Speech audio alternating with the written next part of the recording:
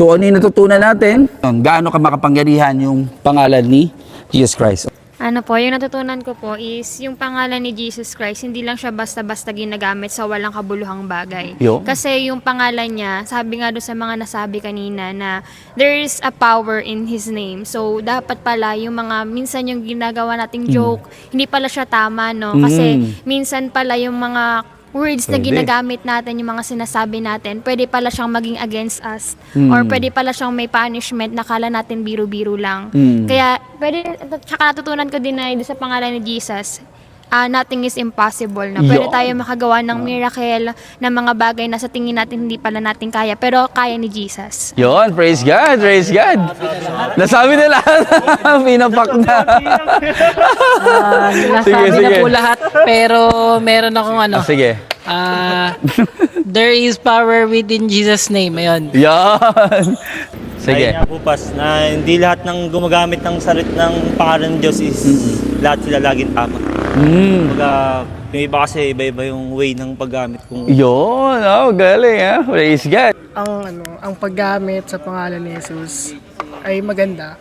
Ngunit mali ito kung gagamitin mo ito ng may kasamang ibang agenda. Yon. Lalo na kung nandoloko ng tao na binigay sa ito ng Diyos, pero hindi naman talaga. Yon. Pinurigat bigla.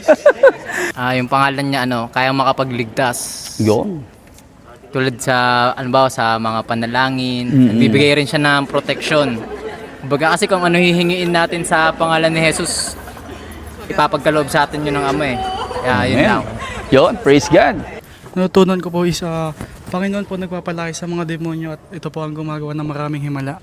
Tunan ko po yung 5 kapangyarihan ng Panginoon. Konti lakas daw, konti lakas. Ano daw? Yung una po is nakakapagligtas, pangalawa is nakakapagpagaling, pangatlo is nakakapagbigay ng proteksyon. Natutunan ko po yung pangalan ni Jesus Christ is makapangyarihan.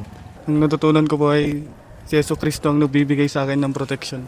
Natutunan ko po si Jesus Christ is tagapagligtas.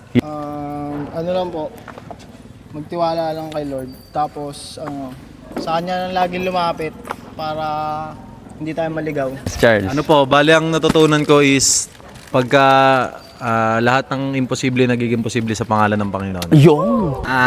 Sa pangalan ni Jesus ay makapagpagaling siya ng may mga sakit. Yon, praise God.